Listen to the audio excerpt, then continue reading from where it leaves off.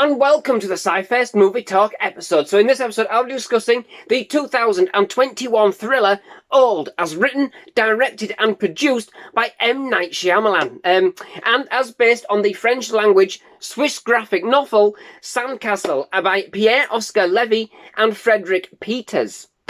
Before I get started with this review, I just wanted to give a big shout out to Laurie's Tech Time, who requested this review. Laurie's Tech Time is a YouTube channel offering some brilliant unboxing episodes of various tech, along with a number of demonstrations and reviews. Laurie has also just started recently offering some entertaining and casual gaming episodes that are certainly worth checking out. So if you do have a chance, do check out their channel. I will link one of Laurie's episodes to the end of this review, as I always do, and we'll also place a link to their channel in the video description below. So, cracking on, the movie centres around a group of tourists who have happened upon an isolated tropical beach after being recommended the spot by their holiday resort's hotel manager. Now, everything seems too good to be true. Their own personal piece of paradise. That is, until their tranquil time out turns into something more sinister when a dead body surfaces from within one of the coves. However, as it turns out, this ends up being the least of the group's problems. It is soon discovered that for some unknown and terrifying reason, the group seem to be aging at an accelerated and alarming rate. In fact, such that if they cannot find a way out of the bay, they will end up living their entire lifetime in just one day. Frantically searching for a way out, each member of the group has to face their own demons and inevitably, their inevitable mortality when time and life is literally slipping away from them. Now, doesn't that just sound absolutely juicy? What an intriguing premise, and indeed what promise and surprises this could hold. I mean, the idea of growing old and knowing your whole life will pass in just one day is simply filled with this, terrifyingly personal and thought-provoking morbid curiosity. Time is one of the most formidable forces that we will ever come across, unyielding, unforgiving, inescapable, and relentless in stalking us throughout our lives.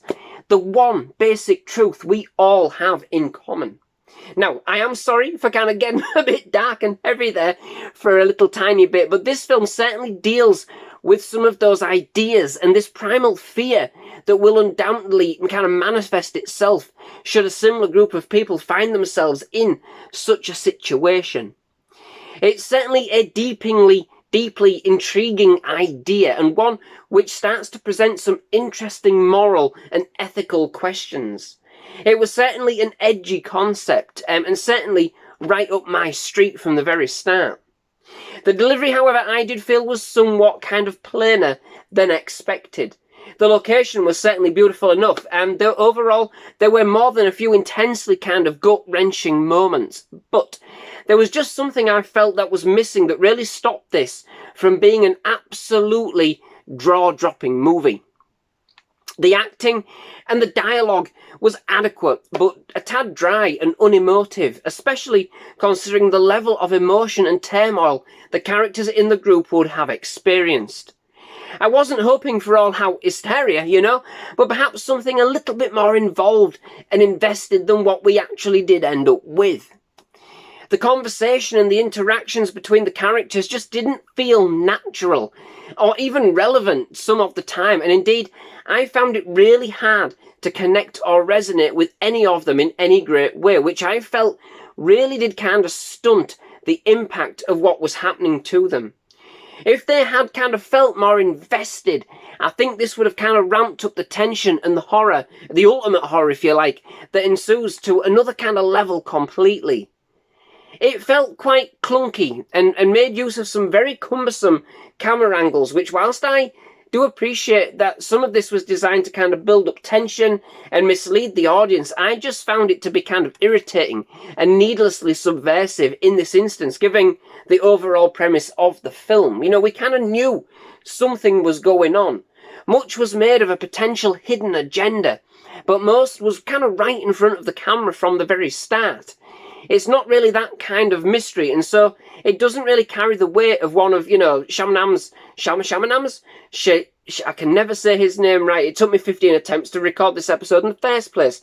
M. Night Shyamalan's more earlier shock endings. And although I would suggest, given the build-up that prevailed for much of the movie, the ending itself, although tantalising, seemed rushed and somewhat out of tone with the rest of the movie.